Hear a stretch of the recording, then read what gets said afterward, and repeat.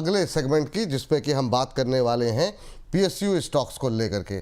तो PSU stocks पे एक एक करके बातचीत करते हैं। और अंबाला मैम और रशीद सर हमारे साथ लगातार बने हुए हैं। शुरुआत करना चाहेंगे अंबाला मैम आपसे जीएमडीसी के साथ।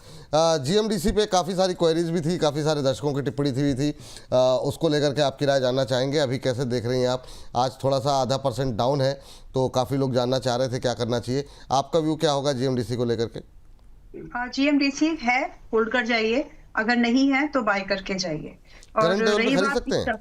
यस, और ये इन्वेस्टमेंट के लिए ही एक सजेशन है। आप इसमें देखिए, पहले तो ये समझ लीजिए कि 15 से 25% का corrective move it's a very common nature to GMDC.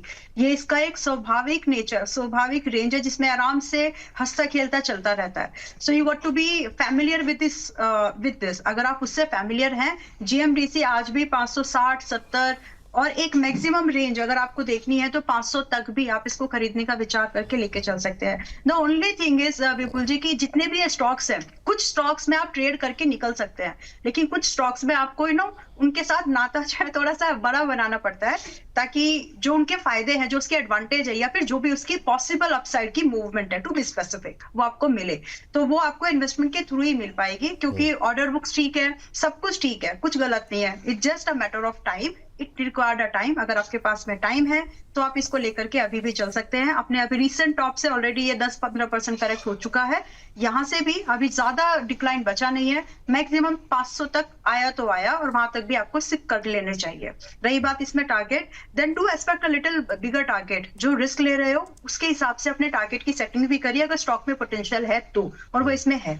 तो वो पोटेंशियल टारगेट जो इसमें दिखते हैं आज लेने वालों के लिए कम से कम 700 का होगा एंड 740 का। And the view is only for this year, यानी दिसंबर 2026 तक के, यानी 8-9 महीने जो भी बचे हैं, 10 महीने, इस तक का ही ये व्यू है। तो आप इस स्टॉक को अभी भी करंट प्राइस पर ले सकते हैं और 500 तक भी सिप कर सकते हैं। चले, जीएमडीसी के बाद जरा हम लेकर के आते हैं बीपीसीएल और एचपीसीएल। ये सर आप देख लीजिए कि क्या करना चाहिए। बीपीसीएल और एचपीसीएल दोनों ही आज अच्छे मोमेंटम में है। मैम एमआरपीएल और पीएनबी सिर्फ लेवल पे डिस्कस करेंगे, तो इस पर जो है क्या करना चाहिए ये आप तब तक लेवल्स निकाल लीजिए। पहले रचित सर आप। देखिए सर, बीपीसीएल जिस तरीके से आज एक आपको मूवमेंट करता हुआ दिख रहा है, क्लियर केस है, क्रूड कूल ऑफ होता है तो ये एक रिएक्शन देने लग जाते हैं। बट क्रूड पे हम लोग थोड़ा एक बुलिश स्टांस रखे हुए हैं। अगर आपके पास पोजीशन है तो अभी आप इसको कंटिन्यू कर लीजिए जब तक ग्लोबल अनसर्टेनिटी कोई नहीं होती है, क्रूड ट्रिगर नहीं होता है। तो 386 तक का भी मूवमेंट करता हुआ दिखा सकता है, गिवन अ चांस। अगर ऐसा कुछ होता है कि ओवरनाइट पोजीशन आप नहीं लेके जाना चाह रहे हैं उस तरीके से, तो या तो जीएमडी स्टॉप लॉस लगा के रखिए 366 का। अदरवाइज पोजीशन हेज करना चाहें, क्योंकि 366 के नीचे जैसे ही ये जाएगा आपको बहुत कंफर्टेबली 340 336 तक के लेवल्स दिखा सकता है। एचपीसीएल को भी हम देखें, एचपीसीएल एक अपना सपोर्ट ले रहा है 200 डे मूविंग एवरेज और बाउंस बैक कर रहा है। इसमें हम बहुत ज्यादा बाउंस बैक देख भी नहीं पा रहे। जिस तरीके से पोजीशन है 448 तक का अप मूव, और जैसे ही कुछ ना कुछ जियोपॉलिटिकल टेंशन आपको बढ़ती हुई दिखेगी, ये डाउनसाइड मूवमेंट अपना चालू कर देगा। तो एक स्टॉप लॉस लगा के रखिए जो कि होगा 432। उसके तो नीचे चल ही रहा है, नहीं सर ये तो खराब ही हो गए, सॉरी 440, 432 का क्लोजिंग बेसिस स्टॉप लॉस के साथ आप अपनी पोजीशन मेंटेन कर सकते हैं। ठीक है, ये बात हो गई एचपीसीएल बीपीसीएल को लेकर के। और इसके बाद जो है आगे बढ़ते हैं, और अंबाला मैम के पास एमआरपीएल और पीएनबी पे मैम आपकी राय क्या होगी? पीएनबी तो is inching towards the first target 135, तो जिनके पास है वही होल्ड करिए। अब रिस्क रिवॉर्ड बिल्कुल फेवरेबल नहीं है, क्योंकि पहला टारगेट तो 135 है और वहां से थोड़ा बहुत प्रॉफिट बुकिंग एक्सपीरियंस होगी ही। सो जो लोग हैं पहले से, with our recommendation 120 whatever the price you are in, above 120 और 125 होल्ड कर जाइए। ट्रेलिंग ऊपर अब और शिफ्ट कर लीजिए। 107 से ट्रेल करते करते हम लोग 115 है, फिर 117 है। अब आप ट्रेलिंग यहाँ पर 123 पर मेंटेन करके 135 एंड 155 ये दो टारगेट्स का वेट कर सकते हैं। फ्रेश एडिशन की अब मेरी सलाह नहीं है। स्टिल इस मार्केट में भी अगर आपको कुछ पीएसयू खरीदना है तो सेंट्रल बैंक अभी भी ठीक ही है। हालांकि मेरे ख्याल से सेंट्रल बैंक शायद 40 का टारगेट शायद आज हिट करे, बट स्टिल जो पोटेंशियल उसमें है वो अभी भी अच्छी है। तो पीएनबी की अपेक्षा अगर आपको कोई दूसरा देखना है, कोई स्टॉक पीएसयू में ही, तो central bank is something that you can look for. दूसरा एमआरपीएल 194 पर है। सेंट्रल बैंक पे क्या टारगेट बताया मैम आपने? 40 एंड 44 और नजरिया सिर्फ जून तक है। ठीक। जी, MRPL जो आपने अभी 194 के आसपास में है, Vipul ji, in my opinion one should trade it. जो पहले अभी मत खरीदिए, टू बी स्पेसिफिक, और जो पहले से हैं वो भी 185 की ट्रेलिंग के साथ ही होल्ड करें। 195 पर मुझे अभी महंगा लग रहा है, क्योंकि यहाँ पर थोड़ा बहुत प्रॉफिट बुकिंग भी अगर आती है तो आपका ट्रेलिंग कट जाएगा। सो बेटर है नॉट टू बाय फ्रेश खरीदना ही है तो 170 175 के आसपास, दोज वर ऑलरेडी इन, उनको 185 पर ट्रेलिंग लगा करके बैठना चाहिए अगर आपको 205 का टारगेट चाहिए तो। ठीक, ये बात हो गई एमआरपीएल को लेकर के। इस बीच दो कॉल पे जरा बातचीत कर लेते हैं। अभी अभी अमित जी का मैसेज आया, मैंने काफ़ी देर में देखा, तो उन्होंने दो कॉल दी हुई है, वो कह रहे हैं कि प्लीज़ अगर आप डिस्कस करना चाहें तो डिस्कस कर लीजिए। तो एक तो आईओसी पे खरीदारी की सलाह उन्होंने दी हुई है, आईओसी स्क्रीन पर लेकर के आ जाइए। ये अमित जैन की तरफ से कॉल है और उन्होंने कहा कि 175 तक की रेंज में से आप खरीदिए। टारगेट 185 का पहला टारगेट, 195 का दूसरा टारगेट, और तीसरा जो है टारगेट जो है वो 210 का दिया है उन्होंने। तो अब 175 से तो ऊपर हो गया है, तो ये आपके ऊपर है कि आप इसे खरीदना चाहें ना खरीदना चाहें। स्टॉप लॉस लेकिन यहाँ पर उन्होंने 164 का 164 के स्टॉप लॉस के साथ 185 पहला टारगेट, 195 दूसरा टारगेट और 210 यहाँ पर तीसरा टारगेट दिया गया है। दूसरा बाय पावर इंडिया को भी उन्होंने खरीदारी की सलाह यहाँ पर दी है। अगला स्टॉक अगर हो सके तो दिखा दीजिए। पावर इंडिया पे जो है टारगेट पहला दिया है 26,900 रुपये का, 26,900 पहला टारगेट, और दूसरा टारगेट दिया है 27,850। पावर इंडिया को लेकर के ये दो टारगेट दिए गए हैं, 26,900, 27,850, और स्टॉप लॉस यहाँ पर दिया गया है 21,400 का। तो पावर इंडिया पे खरीदारी करने की सलाह उनकी तरफ से दी गई है। तो ये अमित जी की तरफ से ये दो कॉल यहाँ पर निकल करके आई है। पावर इंडिया और आईओसी पे खरीदारी करने की सलाह जो है वो दी गई है। तो टारगेट और स्टॉप लॉस दोनों का रखें आप लोग ध्यान। चलिए आगे बढ़ते हैं। और सर पावर ग्रिड पे ज़रा मैं आपका राय जानना चाहूँगा। पावर ग्रिड और एनटीपीसी दोनों कवर कर लीजिए सर फटाफट जी। सर देखिए, जिस तरीके से पावर ग्रिड अभी प्लेस्ड है, ये ऊपर का रिएक्शन ही दिखा रहा है, और मैं समझता हूँ ये अप मूव आपको कंटिन्यू होता हुआ दिख सकता है बहुत कंफर्टेबली आने वाले दिनों में। 312 और 312 के बाद 320 324 लेवल तक भी जा सकता है। जिनके पास पोजीशन है वो बने रहे। इसके साथ साथ एनटीपीसी भी आप देखें ट्रेंड एक कंफर्टेबली दिखा रहा है। बहुत टाइम लगा इसको 368 370 लेवल्स पे होवर करने में, और अब जिस तरीके से बाउंस अप मूव दिखा रहा है, मैं समझता हूं आने वाले दिनों में बहुत कंफर्टेबली आपको 388 से 392 के लेवल्स भी दिखा सकता है जी। चलिए, तो ये बात यहाँ पर निकल करके आई है इसको लेकर के। मैम आपसे जानना चाहेंगे एनटीपीसी को लेकर के। सर आपने पावर ग्रिड और कौन सा बताया सर? एनटीपीसी कवर हो गया ना आपने? हाँ, हाँ, तो एनटीपीसी कवर हो गया मैम। एनएचपीसी था अगला जो लिस्ट में जो है, तो एनएचपीसी को लेकर के आपका व्यू जानना चाहेंगे। अभी एनएचपीसी को लेकर के आपका व्यू क्या है, और पावर में आपका पसंदीदा काउंटर कोई है, और उसमें आप चाहें तो अदानी पावर को भी शामिल कर सकते हैं।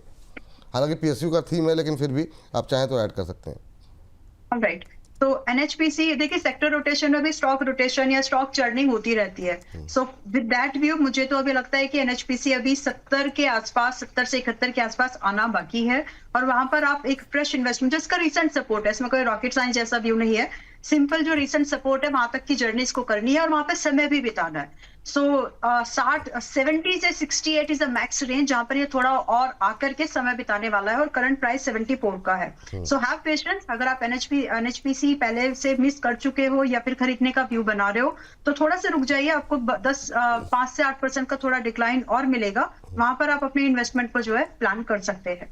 बाकी फिलहाल जो लोग हैं, डरने की जरूरत नहीं है। दिस इज रियली समथिंग जो अच्छे चल जाएंगे, तो आप होल्ड करके बैठिए, और अगर थोड़ा बहुत एडिशन करना है तो आप 70 से 68 के आसपास, मैक्सिमम 68 के आसपास कर सकते हैं। दूसरा जो आपने अडानी पावर के लिए स्पेसिफिकली जैसे बात की है, तो पावर सेक्टर में अगर आप कुछ प्राइवेट प्लेयर्स को तर्ज देना चाहते हैं तो अडानी पावर, टाटा का नाम उसमें आएगा, फिर बाद में जाकर के प्रीमियर एनर्जी या फिर वारी का। तो क्योंकि कैपेक्स जिस तरह से चाहिए उसके लिए देखिए, मतलब डिटेल में नहीं जा रहे, बट डीप पॉकेट्स रिक्वायर्ड है, ताकि जितनी भी टेल विंड्स हो रहे हैं, जितना भी मार्केट में अनस्टेबिलिटी है, उसको मैनेज और उसको झेलना, मैनेज का मतलब यहाँ पर टू बी स्पेसिफिक, झेलने के लिए you need to have a deep pockets, और वो सभी के पास नहीं है। तो फिलहाल अडानी पावर, मुझे लगता है कि आप इसमें, इस ग्रुप में आप इन्वेस्टेड रह सकते हो। इसके इस पॉकेट में 143 के आसपास है, फ्रेश लॉन्ग भी कर सकते हैं। जस्ट द आइडिया इज कि 143-45 पर जब आप इसको खरीदेंगे तो आपकी तैयारी होनी चाहिए mentally and financially both, that if by chance अगर 125 पर आए तो डरना नहीं है, क्योंकि इसके अगेंस्ट में आपको जो टारगेट दे करके जाएगा कम से कम 180, और पोटेंशियल है, मतलब जब ये अपने मोमेंटम अपने पेस पर आएगा तो मतलब it has very good potential. हो सकता है कि 4 क्वार्टर के अंदर में आपको 230 भी दिख जाए, but the nature is very volatile, तो आपको अपनी कैपिटल एक्सपोजर चाहे तो कम कर लीजिएगा। ठीक, ये बात हो गई अदानी पावर को लेकर के और इसको लेकर के। सर, डिफेंस में आज अच्छी खासी पिटाई हो रही है। एचएल पे एक और दुर्घटना सामने आई है सर, वो आपने तेजस की सुनी होगी कि एक और तेजस जो है वो क्रैश हुआ है और आज अच्छी खासी पिटाई हो रही है। तो एचएल और बीडीएल दोनों शेयर काफ़ी बुरी तरह पिट रहे हैं। दोनों पे क्या इस गिरावट में खरीदारी की सलाह रहेगी या क्या व्यू रहेगा जिनकी पोजीशन पहले से है, आपका व्यू? तो देखिए, प्रॉब्लम में तो अभी आ ही रहा है ये, और कोई टेक्निकल बाउंस बैक भी दिखा नहीं रहा है। मतलब हम पहले भी डिस्कस यही बात कर रहे थे कि एक सप्लाई आ रही है, अभी ये न्यूज भी आ गई है, और मैं समझता हूं कि थोड़ा सा आपको फर्दर और डाउन साइड इसमें देखने को मिल सकता है। कहीं भी ये आपको अभी मूव करता हुआ दिख सकता है 3890 से 3960 की रेंज में, वहां चाहें, और अगर आपके पास पोजीशन नहीं है तो आप पोजीशन बनाएं। अगर पोजीशन है तो एवरेज करने के लिए बिल्कुल नहीं बोलेंगे, क्योंकि ये भी चल नहीं रहा है अभी, दो वी आर एक्सपेक्टिंग बट नहीं चल रहा, तो दैट इज अनदर रियलिटी। और बीडीएल की हम बात करें, देखिए बीडीएल भी अभी कोई बहुत ज्यादा अच्छा मूवमेंट करता हुआ नहीं दिखा रहा है। 1275 पे है, 1390 के ऊपर सस्टेन करने के बाद ही इसमें एक ट्रेंड चेंज होता हुआ दिखेगा, उसके पहले नहीं। अगर आपके पास पोजीशन है तो बनाए रखें, अगर नहीं है तो लोअर लेवल पे कहीं आपको निबल करता हुआ मिले 1160 1180 के आसपास, तो धीरे धीरे करके पोजीशन बना सकते हैं। अब बीडीएल पे सर? बीडीएल ही तो सर, हाँ, एचएल अचल के साथ साथ एक और टिप्पणी भी आई है संतोष जी की, इन्होंने 3734 पे लिया भी हुआ है। तो अब ये बताइए कि क्या ये कह रहे हैं कि आज खबर आ गई है तो क्या एग्जिट कर लें? तो ये अभी तक तो प्रॉफिट में है सर, पर ये 3% टूटा है तो ये थोड़ा सा घबराए हुए हैं, क्या करना चाहिए इनको? देखिए, क्लियर केस है, एचएल नहीं परफॉर्म कर रहा है, और अगर आपको ऐसा कुछ भी लग रहा हो तो आपको एक और चीज मैं सुझा देता हूं, आप चाहें तो क्लोजिंग बेसिस स्टॉप लॉस लगा के, but sir stop loss trigger हो जाएगा, नहीं हो रहा है ऊपर। एक बार अगर आपने इसको शॉर्ट टर्म ट्रेडिंग बेट के तौर पे ले रखा है तो बुक भी कर सकते हैं और बुक करके निकल सकते हैं। चलिए, अगर आप बहुत भाग्यशाली लोगों में हैं कि आपकी खरीद थोड़ी नीचे की है, का जो लोग हायर लेवल पे हैं उनको पास तो ठीक है, लॉस नहीं बुक करना चाहें तो होल्ड कर सकते हैं। अभी के लिए थोड़ा समय ज़्यादा देना पड़ेगा, तो आप चाहें तो 200-300 रुपये मिल रहे हैं, उसमें आप प्रॉफिट बुक कर सकते हैं। मैम, बीएल को देख लीजिए आप, बीएल में अभी क्या करना चाहिए? हालांकि ये आज जो है अच्छी मजबूती तो नहीं कहेंगे, लेकिन उस तरह टूटा नहीं जैसे बाकी लोग टूटे हुए, लेकिन 0.25% के आसपास की गिरावट है। दूसरा मैम, पावर में एक कंपनी छूट गई थी, पीएफसी। पीएफसी पे आपका व्यू जानना चाहेंगे। आधे % के आसपास की मजबूती, अब 425 के आसपास पहुंचता हुआ 412 पे, आपका व्यू इन दोनों पे? ओके, पहले तो फिर से इस चीज को अंडरस्कोर करना जरूरी है विपुल जी, क्योंकि इन्वेस्टर वरना फंस जाएंगे। ये स्टॉक्स ऐसे नहीं है, जो पीएसयू स्टॉक्स अभी आप देख रहे हो, ये ऐसे नहीं है कि आप लेंगे और ये तुरंत चल जाएंगे, टाइम लगने वाला है। कैपेक्स गवर्नमेंट ने बोल दिया है, सब कुछ ठीक है, बट टाइम लगने वाला है, और एक रेंज भी निर्धारित होगी हर स्टॉक की वाइज। अब 10 से 15% की रेंज तो मान के चले कि आज से भी इतनी रेंज आराम से फ्लक्चुएट होगी, सो बी प्रिपेयर्ड, क्योंकि आपकी बाद में नींदें नहीं खराब होनी चाहिए। तो ठीक है, अभी बीएल अभी 437 पर है विपुल जी। मेरे हिसाब से अगर आप पहले से हैं तो डरो मत, लेकिन अगर आप पहले से नहीं हो तो आप थोड़ा सा और रुक सकते हैं, रुकना है तो। अदरवाइज टू मी 400 से 450 तक it's an accumulation zone for those who are looking for this stock to perform till 500। तो बहुत क्लियर इसका व्यू है, और इसी के साथ मैं स्टिक करती हूँ। और दूसरा आपने पीएफसी जी,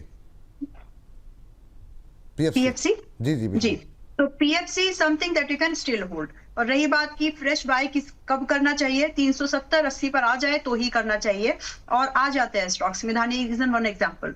तो आप होल्ड कर जाइए अभी, जितनी भी लोग इसमें पोजीशन है। हालांकि 400 का टारगेट था विपुल जी, 400 और 425 हो गए, बट पीएफसी में अभी भी मैंने एनर्जी का आज नाम लिया है फिर से कि अगर कोई सेक्टर ऐसा है जो आज के डेट में आपको लगना चाहिए कि ईटीएफ्स के थ्रू भी जिसमें पैसा लगे, तो वो energy and pharma he 2 sectors लगते हैं मुझे। ठीक। वेल, पीएफसी अभी भी आप होल्ड करके रख सकते हैं। आने वाले समय में जो फर्दर टारगेट्स है वो 450 से मैं 470 का देख पाती हूँ। फ्रेश बाइंग के लिए 380-70 का वेट कर लेना चाहिए।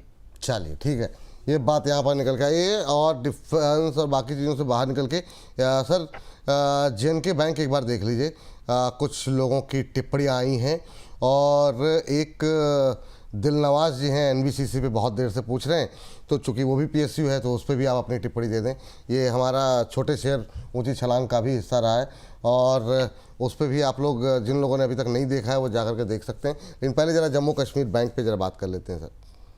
सर जम्मू कश्मीर बैंक पे अगर हम नजर डालें, ये भी इसने मतलब आप देखिए इतनी शॉर्ट रेंज में ट्रेड किया है कि 50 डे और 200 डे मूविंग एवरेज बिल्कुल आसपास आके खड़े हो गए, उसके ऊपर मेंटेन कर रहा है।